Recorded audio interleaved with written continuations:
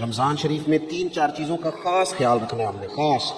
ایک تو رمضان شریف میں قرآن پاک سے خاص محبت فرمائے، شہر رمضان الذی انزل فیہ القرآن، خاص محبت۔ الحمدللہ ہمارے ہاں قرآن کے عالم بھی موجود ہیں، حافظ بھی موجود ہیں، بلکہ مسجدیں کم ہوتی ہیں، حافظ زیادہ ہوتے ہیں۔ یہ دیکھ لیجیے مدارس کی خدمات ہیں اللہ کے فضل سے، قراء بھی ہے، سب کچھ ہے۔ اب ضرورت ہے قرآن پاک سے محبت کرنے والوں کی۔ ہر نقیب ہر خطیب یہ کہہ رہا ہے کہ سارا قرآن حضور کی تعریف ہے، کہتے ہیں نا جی، تو چاہیے نا کبھی کبھی رکا آئے محفل سے کہ جناب ہمارا دل کر رہا ہے ہمیں سورہ رحمان سنائی جائے۔ کبھی کبھی یہ رکے آتے ہیں نا فرمائشی رکے، یہ نعت پڑھے، یہ تو جب سب کہہ رہے ہیں یہ حضور کی نعت ہے سارا قرآن، تو رکا آنا چاہیے نا، آج سورہ حامیم سجدہ کی تلاوت سنائی جائے، آنے چاہیے نا یہ والے رکے بھی، صحیح کہہ رہا ہوں نا؟ تو خوب ارادہ کریں کہ قرآن مجید سننا ہے۔ ہم کھڑے رہتے ہیں پاسپورٹ کے دفتر بھی 1.5 گھنٹہ لوگ کھڑے ہیں، شناختی کارڈ کے دفتر میں بھی کھڑے، امیگریشن کی لائنوں میں بھی کھڑے ہیں۔ نیت کریں کہ میں نے جم کے قرآن مجید سننا ہے، اور جس مسجد میں پہلی تراویح شروع کریں کوشش کریں کہ ساری تراویح اسی میں پڑھی جائے، اور خاص ذوق کے ساتھ۔ خاص پنجاب میں ایک گاؤں تھا، تو اس میں نا ایک دفعہ ایک بالکل عام سادہ سا آدمی دکاندار تھا، تو اس کا انتقال ہو گیا، تو اس کی قبر سے خوشبو آنے لگی۔ اگر پیر صاحب ہوتے ہیں پھر تو بچوں کی موج لگ جاتی، کیا بات ہے بھائی، اتنی کرامت۔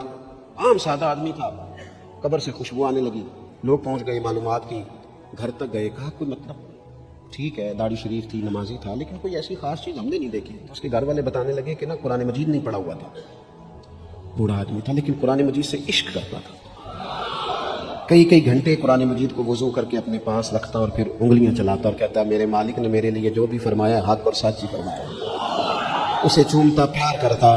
اللہ نے یہ اعزاز دیا کہ اگر انتقال ہوا تو قبر کی مٹی سے بھی خوشبو آنی شروع ہوگی۔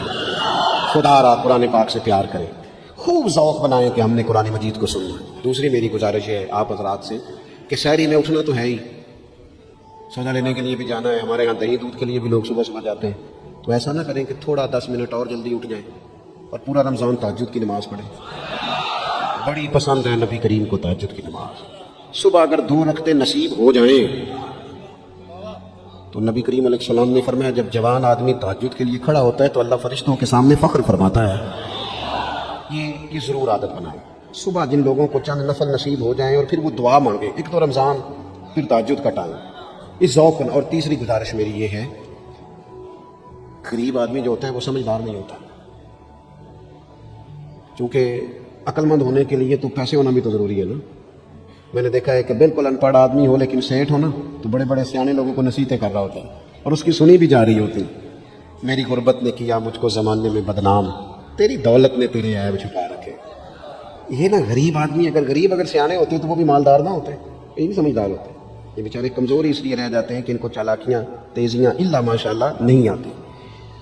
تو کئی دفعہ غریب تکلیف بھی دیتا ہے، جب آپ کچھ بانٹنے لگتے ہیں، جب کچھ آپ دینے لگتے ہیں تو کچھ چیزیں محسوس بھی ہوتی ہیں۔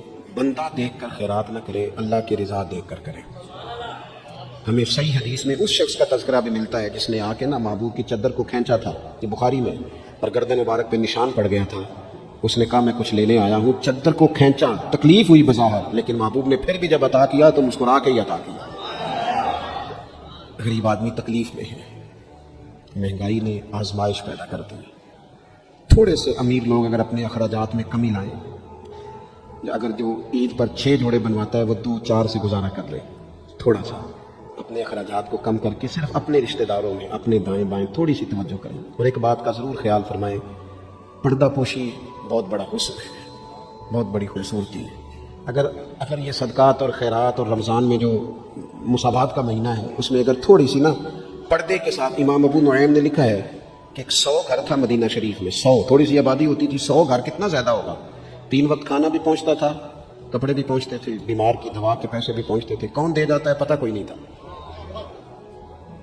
پھر اچانک سب کے گھر کھانا آنا بند ہوا تو لوگ پریشان ہوئے، ایک دوسرے سے پوچھنے لگے تیرے گھر کب سے نہیں آیا؟ کہ 18 محرم سے۔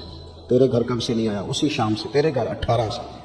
اب جب سب متفق ہوئے تو پتہ چلا کہ 18 محرم کو امام زین العابدین کا انتقال تھا۔ 100 گھروں میں کھانا جاتا تھا پر پتہ نہیں تھا دے کون جاتا ہے، کچھ تھوڑا سا نا۔ کچھ خبریں ایسی ہیں جو حضرت عمر بن عبدالعزیز صبح اپنے خادم کو نا ایک سارے دن کے کاموں کی لسٹ دیا کرتے تھے، تو ایک دن لسٹ دی تو وہ چاہیے تو یہ تھا نا کہ اس پہ لکھا ہوتا تھا کہ 11 بجے محکمہ تعلیم والوں کو بلانا، ظہر کے بعد دفاع والوں کو بلانا، شام کو صحت والوں کو بلا لینا۔ وہ لسٹ جو دی تھی اس پہ لکھا تھا کہ کل 5000 درود پاک کم رہ گیا تھا، آج زیادہ پڑ گیا۔ وہ فلاں بیوہ کے گھر میں راشن پہنچانا ہے. وہ 2-3 لائنیں ابھی پڑھی تھیں کہ وہ حضرت نے چھین لی، فرمایا یہ تو میری ذاتی ہے. تو مشیر کہنے لگا حضور یہ کم کرتے ہیں، کبھی بتایا نہیں. تو آپ فرمانے لگے کچھ پیسے چھپا کے رکھے ہوتے ہیں لوگوں نے کہ مشکل پڑ گئی تو کام آئیں گے. میں نے بھی کچھ نیکیاں سب سے چھپائی ہیں، قیامت میں مشکل پڑ گئی تو اللہ کے کرم سے میرے کام آ جائیں گے. یہ کچھ میں نے سائڈ پہ کر دی ہیں جو میں نے کسی کو بتائی. تو رمضان شریف میں ایسی نیکیوں کا موقع ملے گا. کچھ چھپا لیں، قیمتی چیزیں سب کو نہیں بتائی جاتی ہیں، چھپائی جاتی ہیں. جو جن کو قیمتی سمجھتے ہیں نا، کروڑوں روپیہ جس کے پاس ہو وہ تھوڑی بتاتا ہے. میرے گھر میں 50 تولے زیور پڑا تھوڑی کو بتائے گا. تو قیمتی چیزیں بتائی نہیں جاتی، چھپائی جاتی ہیں. اپنی نیکیوں کو قیمتی بنائیں، ان کو چھپائیں. اللہ کے حضور دعا کرتا ہوں. یہ حضرت نے بھی اس پر بات کی تھی اور مجھے بھی ارشاد فرمایا کہ جو آپس کی رنجشیں ہیں نا، جب مقاصد بڑے ہوتے ہیں پھر رنجشیں نہیں ہوتی. آپس کی رنجشیں بس ایک حدیث پاک عرض کرتا ہوں، اگر آپ کی سمجھ میں آ گئی تو بات. ہمارے ہاں نا کچھ لوگوں نے سنتوں کو بھی مخصوص کر لیا نا کہ یہ والی سنت ہے. بھئی تمام ظاہری سنن اور آداب پر بھی عمل کریں اور جو باطنی کیفیات ہیں اس پر بھی غور کریں. ترمذی میں حدیث ہے، امید ہے آپ یاد رکھیں گے. نبی رحمت علیہ السلام نے فرمایا، اے انس، اے میرے بیٹے، تم سے ہو سکے تو صبح اس حال میں کرنا کہ تمہارے دل میں کسی کے لیے بغض نہ ہو. صبح اس حال میں کرنا کہ تمہارے دل میں کسی کے لیے بغض نہ ہو. اور محبوب فرمانے لگے یہ میری سنت ہے، یہ میری سنت ہے، یہ میرا طریقہ ہے دل کو. اور ایک حدیث پاک میں حضور نے خود فرمایا تھا، کوئی کسی کے بارے میں مجھے بات نہ پہنچائے، میں اپنا دل تمہارے بارے میں صاف رکھنا چاہتا ہوں. اپنے دل سے نہ ان چیزوں کو نکال پھینکے. اور اگر آج یہ چھوڑ جائیں گے نا مسجد کے باہر تو پھر تو رمضان میں ہلکے پھلکے ہو جائیں گے انشاءاللہ تعالی. آنے والا وقت بہتر گزرے گا. اللہ تعالیٰ توفیق عمل عطا فرمائے. وما علینا الا البلاغ. اللهم صل على سيدنا مولانا محمد معدن الجود والکرم وآلہ وصحبہ وبارک وسلم. مالک کریم ہماری اس محفل مبارکہ کو قبولیت کا درجہ عطا فرما. اتنے سارے احباب شریک ہوئے، علماء، مشائخ، کارکن، اللہ تعالیٰ سب کی حاضری کو اپنی بارگاہ میں قبول فرما. ہمارے گناہوں کو معاف فرما، ہماری غلطیوں سے درگزر فرما. علم نافع، عمل صالح کی توفیق عطا فرما. مالک کریم سجدوں کا ذوق، عبادتوں کا شوق، تلاوتوں کی لذت عطا فرما. اے اللہ خیر کرنے اور خیر پھیلانے کا ذریعہ بننے کی توفیق عطا فرما.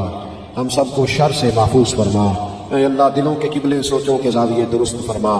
دروازہ رسول صلی اللہ تعالیٰ علیہ وسلم کی غلامی اور گدائی عطا فرما. بیماروں کو شفا عطا فرما. مقروضوں کو قرض کے بوجھ سے رہائی نصیب فرما. جو تنگ دست ہیں ان کے رزق میں وسعت فرما. امت کے حق میں رحمت والے فیصلے فرما. عالم اسلام پر اپنا خاص فضل و احسان فرما.